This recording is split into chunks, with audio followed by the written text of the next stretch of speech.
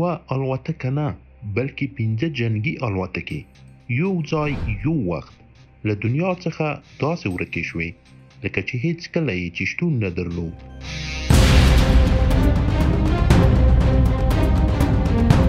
نن زه تاسو ته د یوې داسې پیښې کیسه وایم چې حتی تر نن ورځې پورې ساینسپوهان، څېړونکي او حتی د امریکا پوځ پرې حیران پاتې دی. دا کیسه ده د فلایټ 19 ورکېدنه. د 1945 کال د دسمبر 5 نیټه وه. د امریکا سمندري ځواک یوه تمریني ډله د فلوریډا له فورټ لاډرډیل هوایي اډې څخه پورته شوه. دا ډلې ته فلایټ 19 ویل کېده.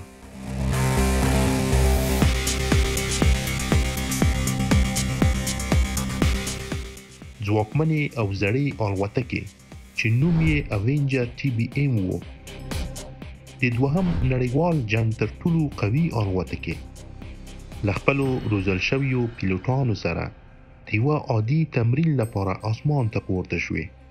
خو څوک به پوهېدل چې دا به یوه وروستۍ الوت وي. هر څه سم روان و.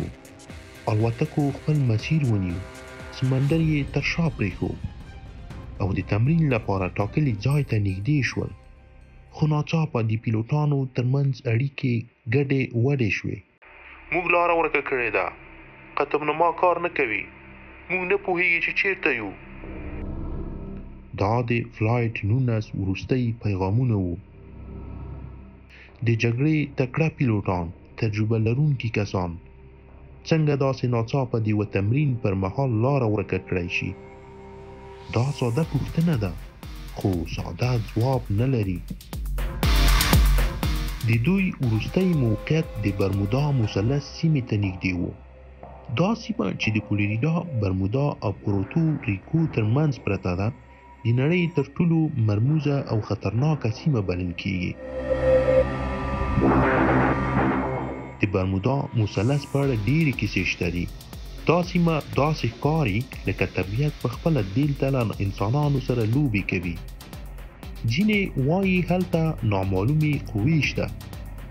ځینې ساینسپوهان بیا وایي دا ټول د هوا د ناڅاپي بدلونونه او مقناطیسي ساحو له امله وي. خو د فلایټ 19 قضیه یو بل عجیب اړخ هم لري. مرکزي قرارګاه. موږ نشو پوهېدی چې چیرته یو. سمندر عجیب ښکاري. دا عادي نه ده. دوی دغه خبرې وکړي او بیا چوپتیا. هیڅ غږ، هیڅ پیغام، هیڅ نښه. له هغه وروسته د امریکایي سمندري ځواکونو ستر عملیات پیل شول. لسګونه کښتۍ، الوتکې، هلیکوپټرونه، ټول د دوی لټون وکړ. خو هیڅ شواهد نه د الوتکې پاتې شوني وو، نه د انسانانو یوه ټوټه. هیڅ پیدا نه شول. لکه چې د الوتکې د خپلو پیلوټانو سره له ځمکې او اسمان څخه پاکې شوې وې.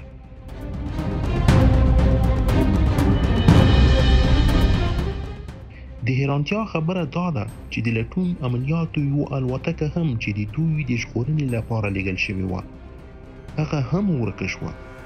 تاسو فکر وکړئ یوه پیښه تصادف وي، خو دا چې د ژغورنې الوتکه هم ورکه شي،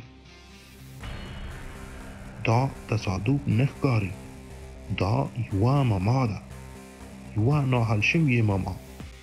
تر نن ورځې پورې د فلایټ 19 د ورکېدلو اصلي لامل معلوم نه شو. ځینې ساینسپوهان وایي د هوا ناڅاپي خرابوالی او قطبنما خطا، خو د ډېرو خلکو باور دا دی چې دا کار د برمودا مثلث د اسرارو یوه برخه ده.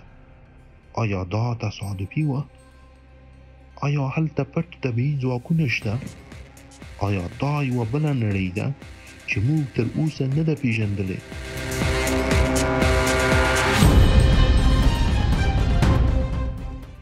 د فلایټ 19 داستان یوازې یوه کیسه نه ده.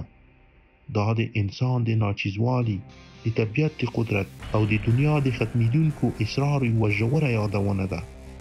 تر نن ورځې پورې د برمودا مثلث شپه لا هم تیاره ده او فلایټ 19 لا هم نه دی پیدا شوی. که تاسو دا کیسه جالبه ښکاره شوه، حتما یو لایک ورکړئ او ما سره سبسکرایب شئ.